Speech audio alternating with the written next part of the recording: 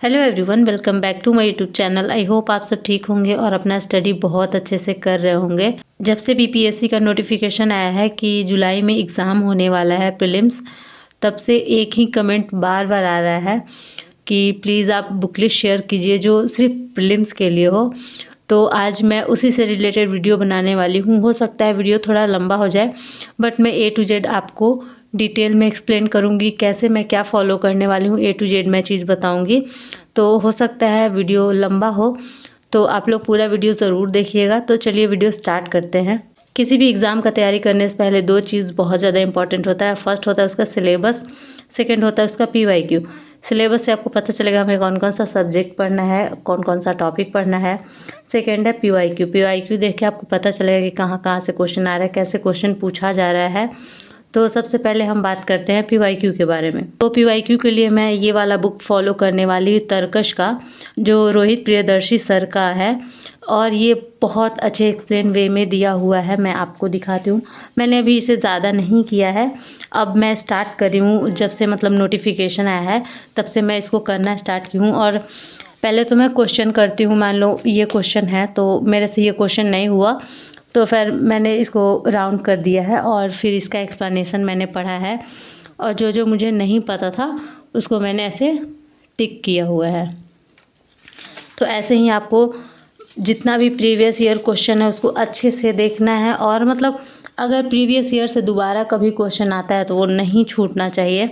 तो previous year आपको बहुत अच्छे तरीके से करना है। और ये फर्स्ट तो ये BPSC का PYQ है, इसमें एक्सप्लेनेशन बहुत अच्छे तरीके से दिया हुआ है। ऊपर से आपको टॉपिक भी डिवाइड करके मिलेगा। जैसे ये मध्यकालीन भारत है तो ये प्रारंभिक मध्यकाल है। इससे रिलेटेड और भी मध्यकाल से जहाँ से क्वेश्चन आया, जैसे धार्मिक आंदोलन से, तो ऐसे टॉपिक डिवाइड करके दिया हुआ है, जो मुझे नहीं लगता है कि किसी और बुक में है, क्योंकि मेरे पास एक और बुक था तो उसमें नहीं था। ये मुझे काफ़ी अच्छा लगा है, तो इस बार मैं यही फॉलो करने वाली हूँ। और ये न्यू है मेरा बुक, तो इसे अभी मैंने सिर्फ थोड़ा सा ही पढ़ा है, इसको अच्छे से मैं करूँगी। सेकेंड हम बात करते हैं साइंस के बारे में। साइंस के लिए बहुत सारे कमेंट आ रहे थे कि प्लीज़ आप शेयर करिए कि आप PT के लिए क्या फ़ॉलो करने वाली हैं। तो मैं आपको अच्छे से बताती हूँ मैं कैसे क्या फ़ॉलो करने वाली हूँ। तो सबसे पहले जो ये 9th क्लास का बुक है, अगर आप बिगनर हैं, अभी आप स्टार्ट करें प्रिपरेशन, मतलब आपको 72 नहीं देना है तो आप 6 से 12 तक आराम से पढ़िए। अगर आपको 72 देना है BPSC का प्रीलिम्स, तो आपको सिर्फ 9 क्लास का साइंस जो ये है और 10 क्लास का साइंस पढ़ना है। तो मैंने भी अभी थोड़ी बहुत पढ़ी है, मैंने टिक लगाया है, मैं आपको दिखाती हूँ। इसमें ना आपको ऐसा नहीं है कि बहुत ज़्यादा मिलेगा, लेकिन हाँ ये बहुत इंपॉर्टेंट है। यहाँ से हर बार क्वेश्चन आ रहा है, पिछला ट्रेंड देखा जा रहा है, तो मतलब मोस्टली क्वेश्चन NCERT से ही आ रहा है। तो मैं इसको करने वाली हूँ, इसको बहुत अच्छे तरीके से करूँगी। अभी मैंने सिर्फ एक बार पढ़ा है इसे, क्योंकि मैंने इसे न्यू ही ख़रीदा था। 71st में जब दी थी तो उस टाइम मैं नहीं ख़रीदी थी। मुझे लगता था कि साइंस मेरा ठीक है, लेकिन जो अभी 71st में जो पैटर्न चेंज हुआ थोड़ा साइंस को लेके, तो मुझे लगा कि मुझे NCERT पढ़ना पड़ेगा। तो फिर मैंने ये बुक मंगाई है।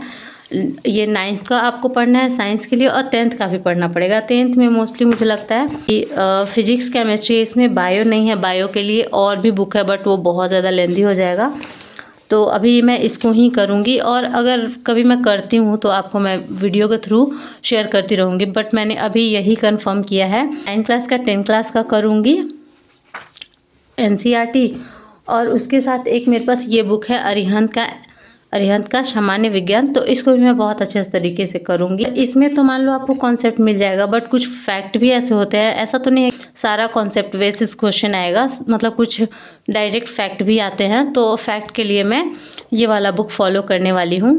साइंस के लिए मैं 9th 10th का NCERT और ये वाली बुक फॉलो करने वाली हूँ।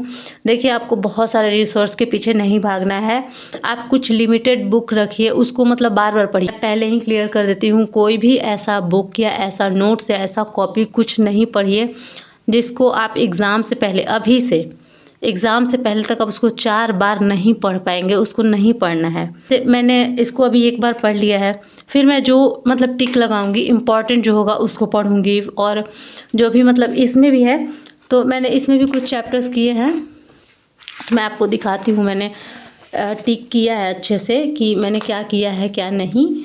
तो आपको भी यही करना है बुक में। फर्स्ट टाइम में आप पेन से टिक करिए। जैसे मैं इसको एक बार पढ़ चुकी हूँ और जो भी मुझे इम्पोर्टेंट लगा उसको मैंने पेन से हाईलाइट किया है। और अब मैं जब भी पढ़ूँगी इसको तो सिर्फ वही पॉइंट पढ़ूँगी जो मुझे समझ में नहीं आया था या फिर जो इम्पोर्टेंट लगा था मुझे। ऐसा नहीं है कि फिर से मैं उसको रिपीट करूँगी। इसमें कुछ क्वेश्चन भी दिया हुआ है तो उसको मैं सोल्व करूँगी। और ये लाइट चैप्टर है और इसमें भी आप लोग देख सकते हैं जो जो मुझे डाउट लगा है कि ये मैं भूल सकती हूँ या फिर ये कॉन्सेप्ट मुझे समझ में नहीं आया, वही चीज़ मैं इसमें अंडरलाइन की हूँ। तो इसको मुझे कम से कम 4 बार पढ़ना है। तो मैंने एक बार पढ़ लिया, मान लो प्रकाशी की मैंने एक बार पढ़ा तो उस टॉपिक को मैं 4 बार पढ़ूंगी कम से कम पीटी से पहले।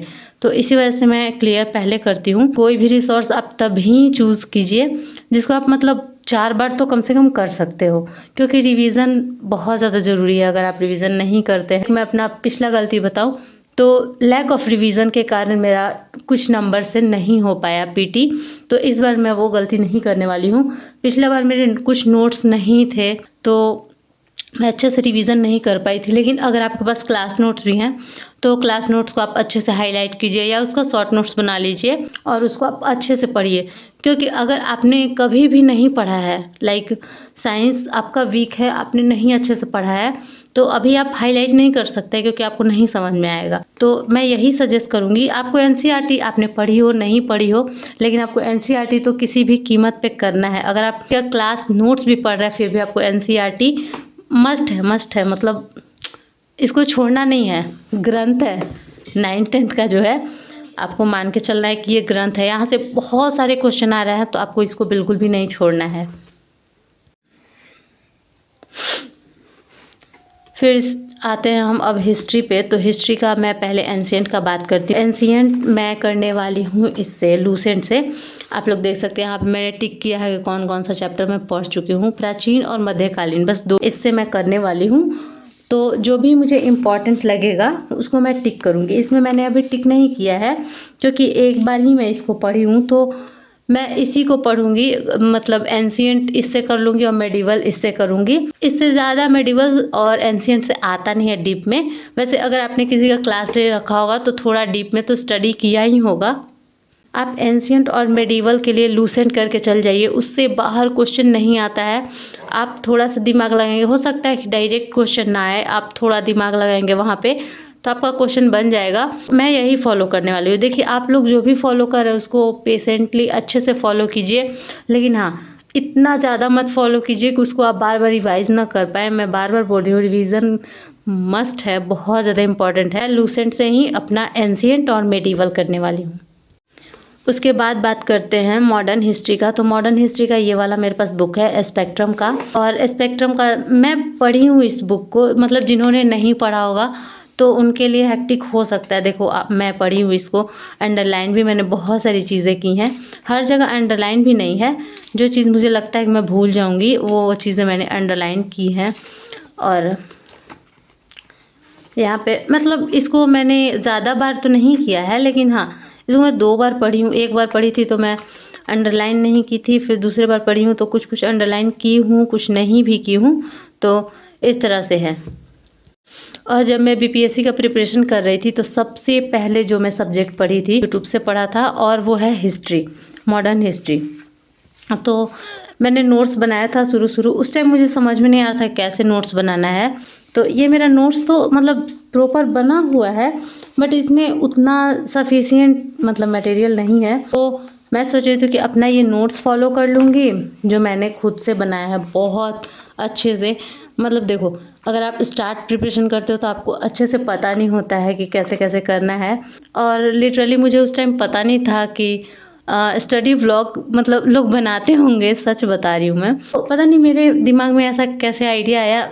फिर उसके बाद मेरे को ना बहुत सारे व्लॉग्स आए कि लोग यूपीएससी बीपीएससी के व्लॉग्स बनाते हैं, लेकिन मेरे दिमाग में ऐसे ही बिना किसी को देखे ही आइडिया आया था कि मुझे व्लॉग बनाना चाहिए। तो मैं व्लॉग बनाना इसलिए स्टार्ट की क्योंकि मुझे लगता था कि मुझे इतना सारा प्रॉब्लम फेस करना पड़ रहा है, तो अगर मैं वीडियोस बनाऊंगी तो कुछ लोगों को फ़ायदा होगा उससे। इसी वजह से मैं व्लॉग बनाने के लिए सोची थी, पर उस टाइम मुझे पता नहीं था स्टडी व्लॉग और भी लोग बनाते होंगे। तो चलिए कोई बात नहीं, फिर मुझे बाद में अच्छे से डिटेल में पता चला। और ये मेरा हिस्ट्री का काफ़ी मतलब अच्छे से नोट्स है, बट मुझे लगता है कि ये सफिशिएंट नहीं है, तो इसको और इसको मिला के एक मैं शॉर्ट नोट्स बनाऊंगी एग्ज़ाम से पहले ही, और उसको मैं बहुत अच्छे से पढ़ूंगी, क्योंकि ऐसा नहीं है, हिस्ट्री में तो काफ़ी चीज़ें क्लियर ही हैं, बस कुछ फैक्ट वगैरह मुझे ऐड करना है और इसको अच्छे से प्रिपेयर करना है। तो इस वीडियो में मैं करंट अफेयर के बारे में बात नहीं करूंगी, क्योंकि मैंने करंट अफेयर से रिलेटेड एक वीडियो बनाया है 3 दिन पहले, आप लोग जाके चेक कर लेना कैसे क्या कर रही हूँ मैं और कौन कौन से सोर्स फॉलो कर रही हूँ। तो अब बात करते हैं बिहार स्पेशल के बारे में। तो बिहार स्पेशल का मेरा प्रॉपर नोट्स बना हुआ है। मैंने केजीएस के जसवंत सर से बहुत अच्छे से, मतलब वो मुझे काफ़ी अच्छे लगे और उन्होंने काफ़ी अच्छे से पढ़ाया भी था, और क्लास करते करते लगभग मुझे 80% चीज़ें याद हो गई थी उनकी। तो बिहार स्पेशल से काफ़ी अच्छा गया था मेरा पेपर में भी, क्वेश्चन बहुत अच्छे से मैंने अटेम्प्ट किया था। तो बिहार के लिए या तो मैं अपना नोट्स देख लूँगी, तो उसमें थोड़ा डिटेल में ऐसे लैंग्वेज में लिखा हुआ है, लेकिन हाँ कंटेंट सेम ही है इसमें या इसमें, तो यही वाला मैं फॉलो कर लूँगी। ये तो मतलब एक बुक है, ठीक है। तो जिसके पास नोट्स नहीं होगा उसके लिए बहुत ज़्यादा अच्छा है। मतलब देखो कितना पतला है, बहुत ही ज़्यादा पतला है ये बुक, और इसमें बहुत अच्छे से दिया हुआ है। और अगर आपको नहीं समझ में आता है तो एडुटेरिया के जो सर हैं उन्होंने बिहार स्पेशल का बहुत अच्छे से, प्रवीण सर बहुत अच्छे से बैच लिया है, और उसमें ना बहुत अच्छे से पढ़ाया है, 4 साढ़े 4 घंटा का है, और उसमें जितना चीज़ वो पढ़ाए हैं इस नोट्स में है, मतलब सेम टू सेम इसी का PDF वो लगाते हैं और आराम से पढ़ाते हैं। और उसको अभी बुक फॉर्म में उन्होंने लॉन्च किया है, और देख सकते हैं आप लोग बहुत अच्छे से दिया हुआ है पूरा। लेकिन ना आपको उतना ज़्यादा लैंग्वेज नहीं मिलेगा, जहाँ मतलब लैंग्वेज का ज़रूरत है। जैसे अभी देखो ये हिस्ट्री चल रहा है, तो हिस्ट्री में ऑफ कोर्स थोड़ा लैंग्वेज नहीं रहेगा तो हमें कहानी कैसे पता चलेगा।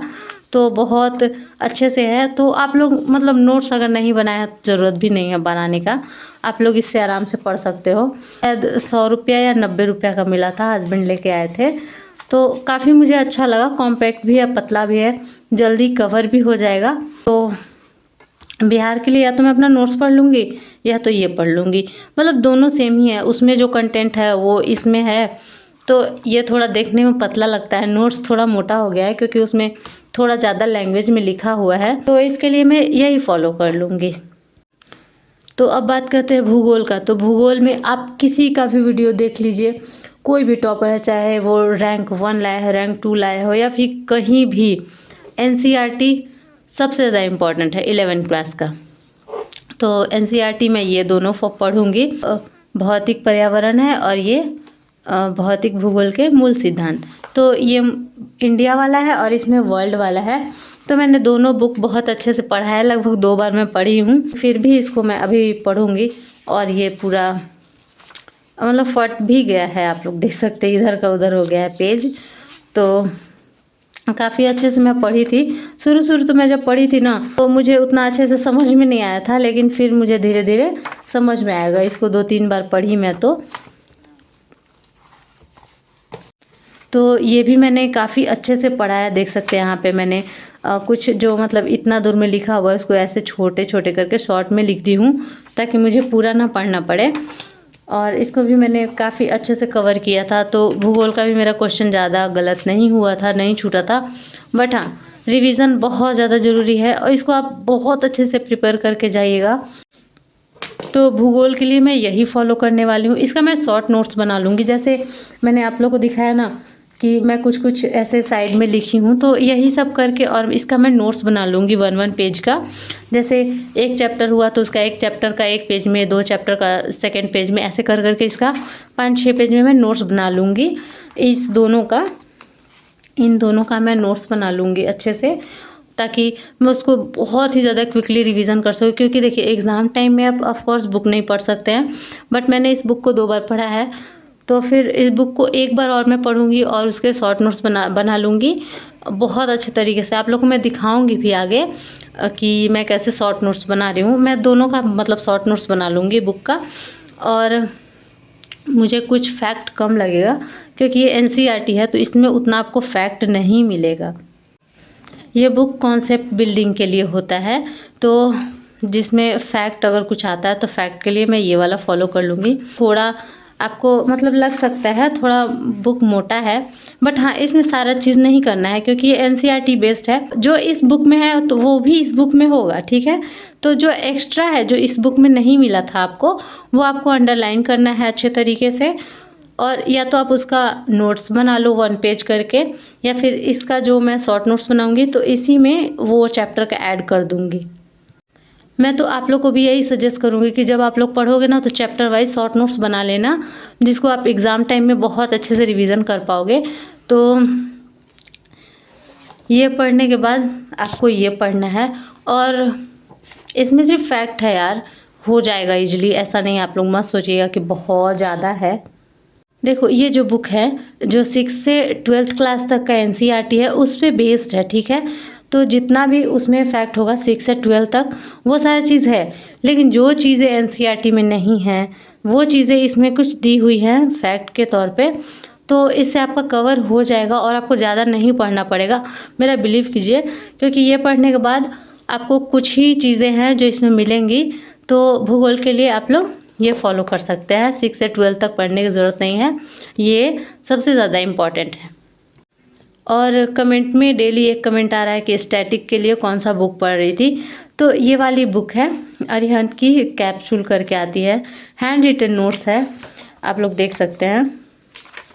और इसमें अगर कुछ नहीं भी होगा तो इसमें इतना ज़्यादा स्पेस है कि आप कहीं भी ऐड कर सकते हो, मतलब ईज़िली आप कहीं भी ऐड कर दो जो भी ऐड करना है, क्योंकि बहुत ज़्यादा स्पेस इसमें है। और ये काफ़ी पतली बुक है। देखो मैंने इसलिए इसको मंगाया है कि स्टैटिक का पार्ट मैं लूसेंट से नहीं कर सकती हूँ, लूसेंट पढ़ने में मुझे थोड़ा अजीब लगता है, वन लाइनर टाइप का होता है ना, तो कुछ समझ में उतना अच्छे से नहीं आता है मुझे, तो इसी वजह से मैं ये कैप्सूल मंगाई हूँ अरिहंत का। और ये काफ़ी देखें बहुत पतला है, और ये मुझे शायद 90 रुपीज़ का मिला था, मैंने ऑनलाइन ही परचेज़ किया था, तो ये मुझे 90 रुपीज़ का मिला है। तो स्टैटिक के लिए मैं यही पढ़ लूँगी, और लूसेंट में भी आप पढ़ सकते हैं अगर आपके पास लूसेंट है तो। और देखिए अगर ये भी बुक है तो इसमें सारा चीज़ तो मुझे पढ़ना नहीं है, जो जो चीज़ें मुझे नहीं पता है उसी को मैं पढ़ूँगी। लाइक मान लो कि भारत में प्रथम, तो बहुत सारी चीज़ मुझे पता होगा, जैसे राष्ट्रपति कौन थे, प्रधानमंत्री कौन थे, राज्यपाल कौन थे, ये सब बहुत सारी चीज़ है प्रथम, तो उसमें कुछ ही चीज़ें होंगी। मान लो उसमें 10 चीज़ें हैं तो हो सकता है मुझे एक चीज़ ना पता हो, तो सिर्फ उसको मैं हाईलाइट करूँगी हाईलाइटर से और उसको याद कर लूँगी, और इससे ज़्यादा नहीं है। ये इतना है तो इसका मतलब ये नहीं है कि मुझे इसमें पूरा ही याद करना है, ऐसा कोई बात नहीं है। बात करते हैं पॉलिटी का। पॉलिटी का बुक ये लक्ष्मीकांत बहुत ज़्यादा फेमस है, सब लोग आपको लक्ष्मीकांत का ही नाम बताएंगे। मेरे पास भी लक्ष्मीकांत है, मैंने भी इसे 2 बार पढ़ा है, और 2 बार पढ़ने के साथ साथ मतलब सारा चैप्टर नहीं पढ़ा है 2-2 बार, जो भी मतलब मोस्ट इम्पॉर्टेंट चैप्टर्स हैं उसको मैंने 2-2 बार पढ़ा है, कुछ हाईलाइट भी किया है। पता है ये मैं बुक जब शुरू में पढ़ रही थी तो मुझे सारा इम्पॉर्टेंट लग रहा था, बट मैंने जब दोबारा तिबारा पढ़ा तो मुझे थोड़ा थोड़ा इजी लगने लगा। आपको इधर तो लगेगा कि हाँ मैंने टिक किया है मतलब कुछ चैप्टर तक, बट फिर मैंने पूरा नहीं पढ़ा है। इसमें जो भी मतलब मुझे लगा है कि हाँ ये इम्पॉर्टेंट है, तो कुछ चैप्टर्स छोड़ के और फिर मैंने किया है। जैसे यहाँ पे आप लोग देख सकते हैं, इधर मैंने नहीं पढ़ा है चैप्टर्स, कुछ कुछ मैंने पढ़ा भी है, कुछ नहीं भी पढ़ा है। तो जो भी जैसे आपातकाल आ गया तो आपातकाल में अच्छे से पढ़ी हूँ, तो इसको मैंने अच्छे से अंडरलाइन किया है। लेकिन जो चीज़ मैं नहीं पढ़ी उसको अंडरलाइन नहीं की हूँ। इसमें भी कुछ कुछ चैप्टर होते हैं बहुत इंपॉर्टेंट होते हैं, कुछ इंपॉर्टेंट नहीं होते हैं, तो इम्पॉर्टेंट के हिसाब से मैंने पढ़ा है, अंडरलाइन किया है, और अब इसको मैं नहीं करूँगी क्योंकि मेरा कॉन्सेप्ट बिल्डिंग ठीक ठाक हो गया है। तो इतना मोटा बुक मैं पीटी से पहले नहीं पढ़ सकती हूँ, बहुत ज़्यादा मोटा बुक है, और मैं सेलेक्टेड भी पढ़ती हूँ फिर भी ये बहुत ज़्यादा हो जाएगा, इतना मतलब मेरे बस का बात नहीं है, मैं नहीं कर पाऊँगी। तो मैं प्रेशर किसी को भी नहीं दूँगी। अगर आपका क्लास नोट्स है तब क्लास नोट्स आराम से पढ़िए। देखिए कोई भी क्लास नोट्स हो सकता है 1-2 क्वेश्चन आपका छूट जाए, लेकिन आप इतना मोटा बुक इमेजिन कीजिए, मतलब जो बिगनर हैं अभी स्टार्ट कर रहे हैं और अभी उनको अगला अटेम्प्ट देना है या उससे अगला देना है, तो वो पढ़ते रहें आराम से।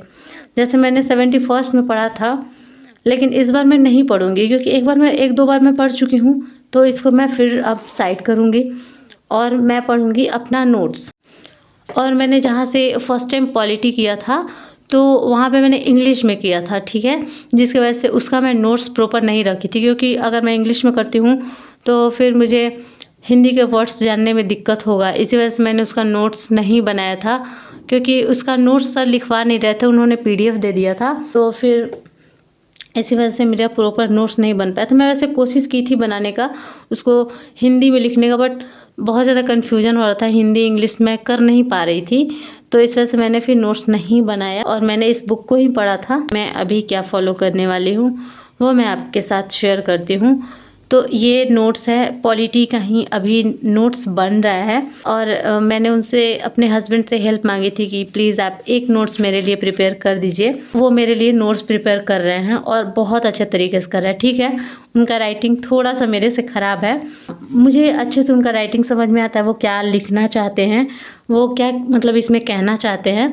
नोट्स के थ्रू मैं समझ जाती हूँ अच्छे से, क्योंकि हम एक दूसरे को बहुत जान गए हैं अब, तो हम काफ़ी अच्छे से जानते हैं एक दूसरे को, तो अब हर चीज़ हमें समझ में आती है।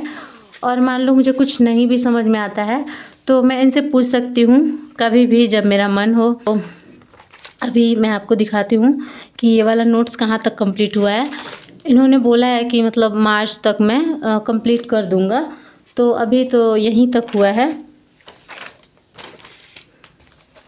महाधिवक्ता यहीं तक अभी कर पाए हैं, 76 यहाँ पे आप लोग देख सकते हैं, 76 आर्टिकल तक अभी किए हैं। तो उन्होंने बोला है कि मैं मार्च तक कर दूँगा, तो अभी तुम कोई और सब्जेक्ट कंप्लीट करो, फिर उसके बाद जब नोट्स कंप्लीट हो जाएगा तो मैं तुमको 1-2 बार अच्छे से एक्सप्लेन भी कर दूँगा जहाँ पे तुम्हें नहीं समझ में आएगा।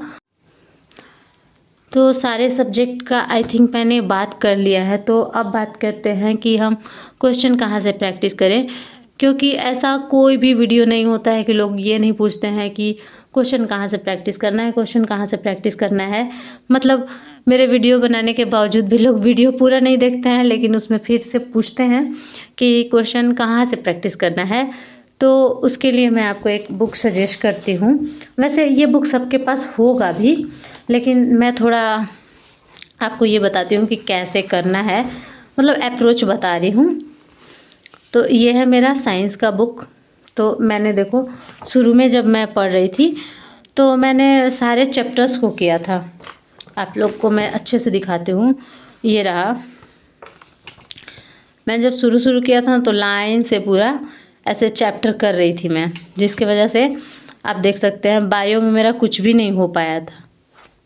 बायो में कुछ भी नहीं कर पाई थी, बस कोशिका की थी, अनुवांशिकी की थी, बस इतना ही करके और मैं छोड़ दी थी, नहीं कर पाई थी।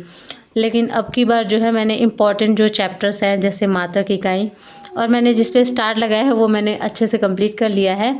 और यहाँ पे जिस चीज़ पे मैंने स्टार लगाया है वो अच्छे से मेरा कंप्लीट हो चुका है। इधर पे जो मैंने लगाया है ना वो इम्पॉर्टेंट है, जैसे परमाणु संरचना, यहाँ पे धातु खनिज, कार्बन और उसके रूप, ये वाले चीज़ मैं टिक लगाई हूँ। और विज्ञान में भी, जीव विज्ञान में भी आप लोग देख सकते हैं कि मैंने इम्पॉर्टेंट जो है उसको मैंने टिक लगाया है। तो आपको यही करना है कि सबसे पहले जो इम्पॉर्टेंट चैप्टर है उसको आप कंप्लीट कीजिए, उसके बाद किसी चैप्टर पे जाइए। मतलब देखिए, जिससे मतलब ज़्यादा क्वेश्चन आता है तो ऑफ कोर्स पहले हमें उसको करना चाहिए। जैसे मैं एग्जांपल दूँ तो फिजिक्स में ना सबसे ज़्यादा इम्पॉर्टेंट जो है मात्रक है। मतलब सबसे ज़्यादा इम्पॉर्टेंट कहें तो सबसे ज़्यादा प्रकाशिकी होगा, प्रकाश। फिर उसके बाद जो है आता है ये ध्वनि, तरंग, ये सब बहुत ज़्यादा इम्पॉर्टेंट होता है। विद्युत धारा, फिर मात्रक से भी हमेशा लगभग क्वेश्चन आता है, तो ये बहुत ज़्यादा इम्पॉर्टेंट हो गया। तो वैसे आपको करना है। एक और अप्रोच मैं बता रही हूँ कैसे करना है आपको। मैं पेज नंबर देख ले रही हूँ जो मैं की हूँ, क्योंकि फिर मैंने जो नहीं किया है फिर उसको मैं अच्छे से एक्सप्लेन नहीं कर पाऊँगी ना। इसी वजह से मुझे देखना है कि जो मैंने किया है उसको मैं अच्छे से एक्सप्लेन करूँ। लाइक ये लाइट का चैप्टर है, तो करना है ये मैं आप लोगों के साथ बहुत अच्छे से शेयर करना चाहती थी, क्योंकि पढ़ना तो बहुत ज़्यादा इम्पोर्टेंट है ही, बट घटना चक्र करना बहुत ही ज़्यादा इम्पोर्टेंट है। मैं आपको बताती हूँ कि मैं कैसे करती हूँ, तो आप लोग ये रूल फॉलो कर सकते हैं, आपको अच्छा लगेगा। तो मान लो मैंने प्रकाशिका का कोई क्वेश्चन किया, तो ये पहले क्वेश्चन आते हैं 25। तो मैं पहले इसका क्वेश्चन पढ़ी, फिर मैंने ऑप्शंस देखा, फिर मेरे को कोई सही नहीं लगा, मतलब मैं नहीं कर पाई कि कौन सा सही होगा, तो इसको मैंने राउंड कर दिया, फिर मैंने एक्सप्लेनेशन पढ़ दिया, ठीक है। और जब अब नेक्स्ट बार मैं इसको देखूंगी तो सिर्फ मैं राउंड वाला देखूंगी। तो इसी वजह से जब भी आप इस बुक को करिएगा तो पूरी ऑनेस्टी के साथ करिएगा, आंसर नहीं देखिएगा। आंसर तो यहाँ पे दिया हुआ है, कभी कभी हो जाता है गलती से, अगर आपने आंसर देख लिया तो इट्स ओके, कोई बात नहीं है। लेकिन हाँ, अगर आप क्वेश्चन देखें और आपने आंसर देख लिया, फिर भी आप उसको सोल्व करने की कोशिश कीजिए। अगर आपको कॉन्सेप्ट नहीं समझ में आता है कि किस वजह से ये आंसर है, तो आप राउंड कर दीजिए, निकल जाइए। जैसे मैंने यहाँ पे राउंड किया है क्योंकि ये मुझे नहीं समझ में आया, फिर मैंने ये क्वेश्चन किया है तो मेरे से हो गया, फिर यहाँ तक क्वेश्चन हो गए हैं मेरे से, और फिर यहाँ पे देख सकते हैं आप लोग। तो ये मेरे से नहीं हुआ तो ऑफ कोर्स मैंने इसको राउंड किया है। ऊपर वाला भी बहुत इजी था, ये तो मैं फिर समझ गई, लेकिन फिर भी मैंने उसको राउंड किया है क्योंकि ये मेरे से एक अटेम्प्ट में नहीं बना। मतलब इस क्वेश्चन पे मुझे ध्यान देना पड़ेगा। देखिए, अगर आपने क्वेश्चन किया है और अगर आपका फिर से वो गलत हो जाता है, मान लीजिए ये क्वेश्चन सोल्व कर रही थी तो ये मेरे से नहीं बना, ठीक है, और जैसे ही मैंने आंसर देखा कि ए है, तो मुझे लगा कि ये तो मैं सोच ही रही थी, बट वो एक तुक्का है। आप मतलब सोच रहे थे कि ये होगा, लेकिन आप कंफर्म तो नहीं थे। तो जहाँ पे आपको लग रहा है कि ये मैं तुक्का लगा रही थी, तो उसको आप राउंड कीजिए, उसका एक्सप्लेनेशन अच्छे से पढ़िए और उसको राउंड करके अब छोड़ दीजिए। या फिर आपको कहीं पे अगर आप राइट कर लिखते हैं उसको, तो आप वहाँ पे लिख सकते हैं। तो कुछ इस टाइप का आप अप्रोच अपनाइए जो भी क्वेश्चन आपसे नहीं बनता है। पहले तो आपको क्वेश्चन सोल्व करना है, ऐसा नहीं है कि आप पहले क्वेश्चन पढ़ा, फिर ऑप्शन पढ़ा, फिर आंसर देख लिया, ऐसे नहीं करना है। कभी भी PYQ ऐसे नहीं किया जाता है। पहले आप क्वेश्चन पढ़ेंगे, फिर उसको अटेम्प्ट करेंगे कि ये मेरे से बन रहा है नहीं बन रहा है। अगर बन गया तो जो मैं कारण सोची थी कि इस कारण से ऐसा हुआ होगा, तो वो कारण सही है या नहीं है, या मैंने तुक्का लगाया है, वो सब अगर आप फाइंड करते हैं तभी कोई फ़ायदा है ये करने का, वरना सिर्फ क्वेश्चन आंसर पढ़ने से कुछ नहीं होगा। आपने ये क्वेश्चन पढ़ा, पढ़ के निकल गया, और फिर जब ये क्वेश्चन फिर आएगा एग्ज़ाम में तो फिर आपसे गलती होगा। तो इससे अच्छा है कि आप इसको राउंड कर लीजिए, और अगर नहीं समझ में आया है तो उसको अच्छे से समझ लीजिए, फिर आगे बढ़िए। हेलो एवरीवन, तो मैंने अपना बुक लिस्ट आप लोग के साथ शेयर कर दिया है। फिर भी मैं आपको एक बार और रिमाइंड कराना चाहती हूँ कि आप जो भी फॉलो कर रहे हैं, जैसे क्लास नोट्स और NCERT करेंगे, वो भी बहुत इनफ होता है। मेरे पास हर सब्जेक्ट के नोट्स नहीं है, मैंने कुछ सब्जेक्ट के नोट्स बनाए हैं, कुछ सब्जेक्ट के कोचिंग से किए हैं। तो जो मेरे पास नोट्स है उसको मैं फॉलो करूँगी, कुछ नोट्स मैं बनाऊँगी, और जो नोट्स है वही आपको लास्ट टाइम में हेल्प करेंगे, क्योंकि आप बुक से लास्ट टाइम में रिविज़न नहीं कर पाएंगे। तो मैं यही सजेस्ट करूँगी कि ठीक है, मैंने बहुत सारा बुक लिस्ट शेयर किया और आप लोग भी कुछ पहले से फॉलो करते आ रहे होंगे, तो आप उसको लास्ट तक फॉलो कीजिए। लास्ट टाइम में चेंज करना is not a good idea.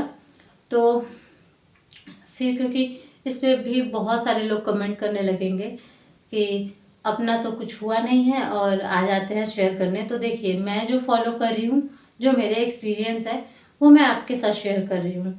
इसका मतलब ये बिल्कुल भी नहीं है कि आपको मैं यही बोल रही हूँ कि आप यही वाला फॉलो करेंगे तो आपका होगा, क्योंकि अभी तक मैंने खुद क्वालिफाई नहीं किया है, तो ऑफकोर्स मैं किसी को नहीं कह सकती हूँ। तो मेरा जो भी बुक लिस्ट था मैंने आप लोग के साथ शेयर किया, और मुझे लगता है कि ये बुक लिस्ट इनफ है। और आपको ना इतना मोटा मोटा बुक देख के बिल्कुल भी घबराना नहीं है कि ज्योग्राफी का इतना मोटा बुक हो गया, तो नहीं। इसमें आपको कुछ ही चीज़ें ऐसी मिलेंगी, NCERT करने के बाद कुछ ही ऐसा चीज़ मिलेगा जो मतलब आपको करना होगा, तो आप उसको अंडरलाइन कीजिएगा। अपने NCERT नोट्स में भी आप लोग लिख सकते हैं, सारी बुक में लिख सकते हैं, जो भी आपको इसमें एक्स्ट्रा पॉइंट मिलेगा, या तो आप अपना शॉर्ट नोट्स बनाएंगे तो उसमें भी लिख सकते हैं। तो जो भी मैंने बुक्स बताई हैं उसका मैं शॉर्ट नोट्स प्रिपेयर करूँगी, ताकि लास्ट टाइम में मैं रिवीजन कर सकूँ। एक सब्जेक्ट का सिर्फ नोट्स मैं नहीं बनाऊँगी, वो है साइंस, क्योंकि साइंस में बिल्कुल भी नोट्स का आइडिया नहीं है, और मैं फर्स्ट टाइम NCERT पढ़ रही हूँ, तो उसी में मैं आराम से टिक लगाते जाऊँगी। या फिर इंसाइक्लोपीडिया का जो बुक है साइंस का, तो उसमें भी मैंने टिक लगाया है, जो भी मतलब अंडरलाइन किया है बेसिकली, तो उसको मैं वहीं से पढ़ लूँगी, उसका मैं नोट्स नहीं बनाऊँगी। साइंस का नोट्स बनाना मेरे लिए गुड आइडिया नहीं है, तो साइंस का नोट्स नहीं बनाएंगे। बाकी पॉलिटी मेरा नोट्स बन रहा है, ज्योग्राफी में नोट्स बनाऊंगी, और साइंस का हिस्ट्री का मैं मॉडर्न हिस्ट्री का नोट्स बनाऊंगी। तो आज के लिए बस इतना ही। अगर वीडियो अच्छा लगा हो तो लाइक कर दीजिएगा, चैनल पे नए होंगे तो सब्सक्राइब कर दीजिएगा, और कुछ सजेशन होगा तो वो भी बताइएगा, और कुछ आपको इसमें कमी लगा हो तो वो बताइएगा, और कुछ अपना एक्सपीरियंस भी अगर आप लोग शेयर करना चाहते हो तो कमेंट कर दीजिएगा।